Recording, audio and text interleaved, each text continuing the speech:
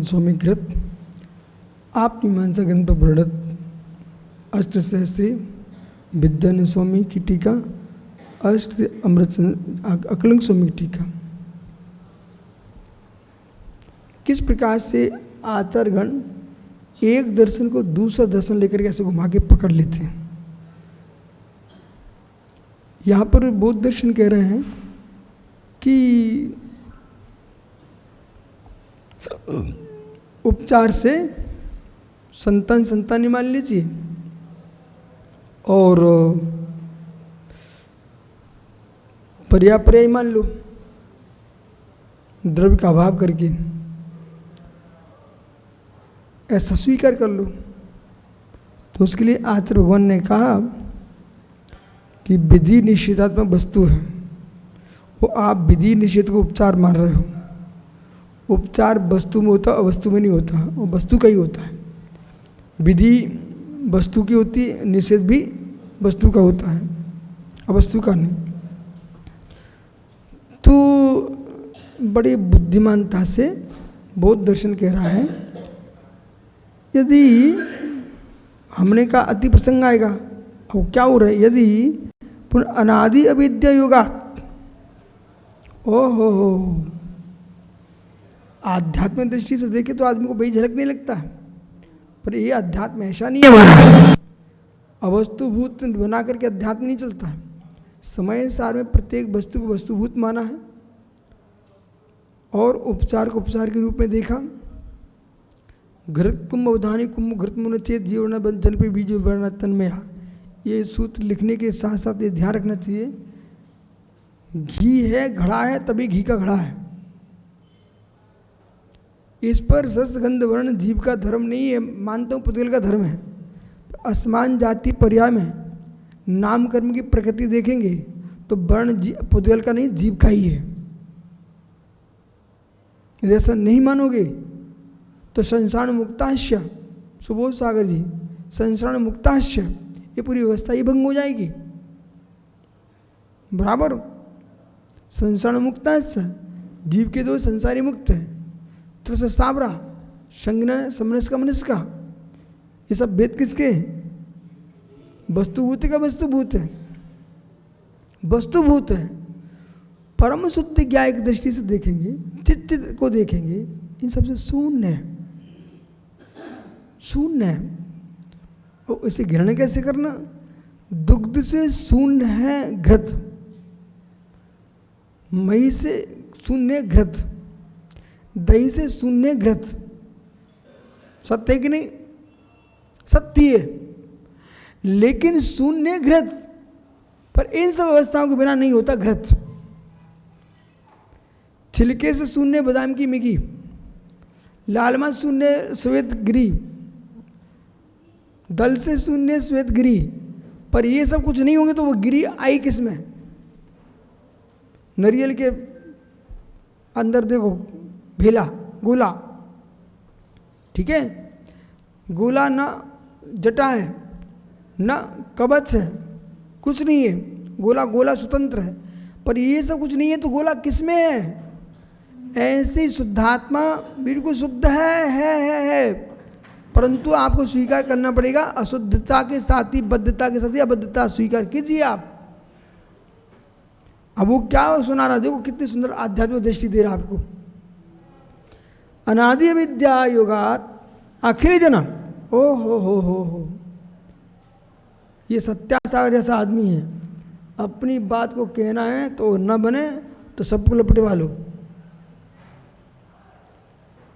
अरे अपनी बात अपनी कमजोरी बोलो ना, सभी ऐसा करते हैं, ऐसा क्यों बोल रहे आप? अनादि विद्या अखिल जनास असहाय रूप अनुपता, अनादि विद्या के वश होकर के जो जगत है ना, असहाय रूप अनुपधि जाता। यद्यपि वस्तु असहाय है फिर उसको सहाय रूप में देखता है। बोले कैसे?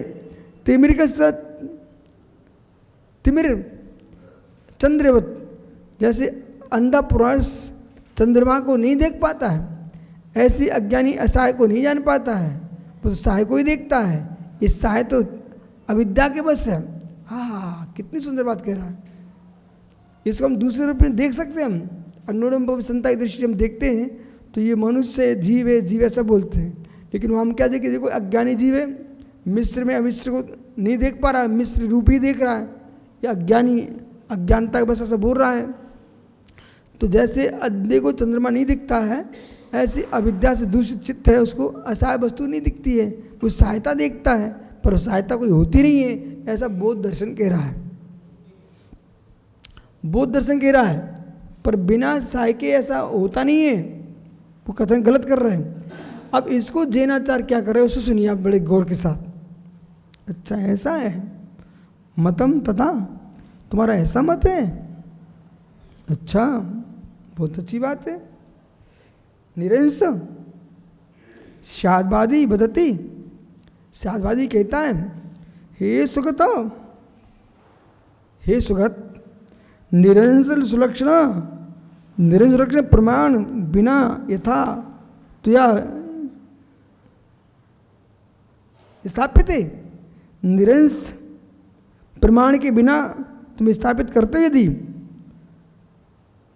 तथा अन्य नित्यवादी भी, तो फिर ऐसे नित्यवादी भी कहता है प्रमाण बिना सर्वम वस्तु पुरुषेवस्ति, प्रमाण के बिना सभी वस्तु कैसी है, पुरुष का व्यापार। इति स्थापित है, वो स्थापित करते हैं, नित्य निरंश सर्वत्र प्रमुखाणाम सुरत ब्रह्मद्वैत उपगताम, ब्रह्मद्वैत यही कहता सब पुरुष का ही रूप है, अन्य कुछ भी नहीं है, मात पुरुष ही पुरुष है। खलु ब्रह्म द्वितीयो नास्ति एकम खलु परम ब्रह्म दृष्टिगोचरम तुम न प्राप्त होती, पर ऐसा दिखाई देता नहीं है।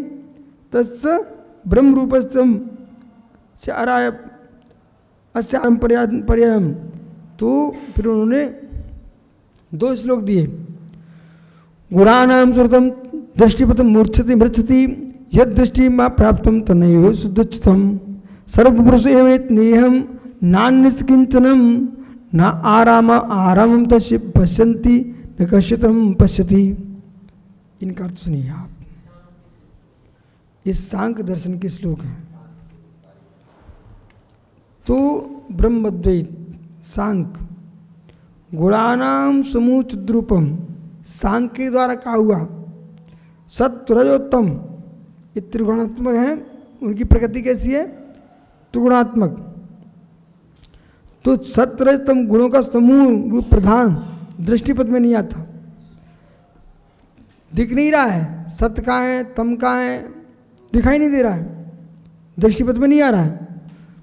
और न सत्य न रज न तम, और जो यह दृष्टिपथानम प्राप्त नवे तुच्छकतम, जो बुद्धि दृष्टिपथ को प्राप्त होता है तुच्छम निस्वाप मात्र माया रूप है। क्या हो रहा है मालूम, सत रजोतम सत रजतम ये दृष्टिगोचर नहीं हो रहे हैं, और जो दृष्टिगोचर हो रहे हैं ना विश्व, वो तो माया है। तो माया क्या है, अब इन्हें सुधार कर दिया। पहले उनकी माया ऐसी थी, माया माया माया माया माया, सुधारिए माया कि जैसे पेंसिल है, हमारी नहीं है आपकी भी नहीं है, फिर भी अपनी बोल रहे हो, अभी न्याय तो उनके पास है नहीं है। बोलिए अविद्या माया का विषय है, अपनी नहीं होने पर उसको पर को मानना, असत्य को सत्य मान लेना, ये माया है, अज्ञान है, अविद्या है, माया है। ये सुधार किया है पहले। अब शंकर की माया इंद्रजाल, जैसे कि कैसी माया, इंद्रजाल। अब इंद्रजाल या तुमने खेल देखा कभी इंद्रजाल वालों का, वे लड्डू भी दिखा देते, पेड़ी भी दिखा देते, पैसे बरसा देते, फिर बाद में फिर कटोरा रखते, भाई डालो, वो इंद्रजाल, वो है माया। माँ दिखाई दे रहा लेकिन है नहीं है। ऐसे दुकान सामने थी, पूरे नारियल उसने मंत्र से बुला लिए, अंदर देखने को एक नारियल नहीं, थोड़ी देर बाद उसने जब खेल समाते वहाँ के वहीं पहुँच गए। तो ये क्या है, माया, इंद्रजाल। तो क्या ऐसी सारा जगत माया है? सांख्य का ऐसे सिद्धांत, माया। सर्वपुरुष ये जो पुरुष है जगत पुरुष रूप ही है, जगत पुरुष रूप है, ब्रह्मद्वैत जगत पुरुष रूप है, वो नाना रूप कुछ भी नहीं है, महत् पुरुष और कुछ नहीं, महत् पुरुष और कुछ नहीं दिखता। उनने क्या बोला बुद्ध ने? सब असा है, कुछ नहीं है, जो दिख रहा है ना विधि निषेध, ये निरंश है, जो विधि निषेध तो क्या अविद्या है। उनने जो भी आपको दिख रहा है साहब अविद्या है। जितने मतांतर जो फैले ना विपरीतता को, ये अध्यात्म के एकांतता में फैले हैं, समझ नहीं पाए अध्यात्म को, अध्यात्म के चक्कर में फैले सब। आपके जैनियों के बीच में तो एकांत फैल गया है, वो शांति से बैठे तब उनको पता चले कुछ नहीं दिखता। इस सांख्य की बात कर रहे हैं, ब्रह्म का प्रपंच है, क्या हो रहा है सब ब्रह्म का प्रपंच है। सर्वपुरुष में नास्ति किंचनम आरम तस्पस्ति ना बचती, तो उसके प्रपंच पर्यायों को ही देखते हैं, उस परम पुरुष को कोई नहीं देखता।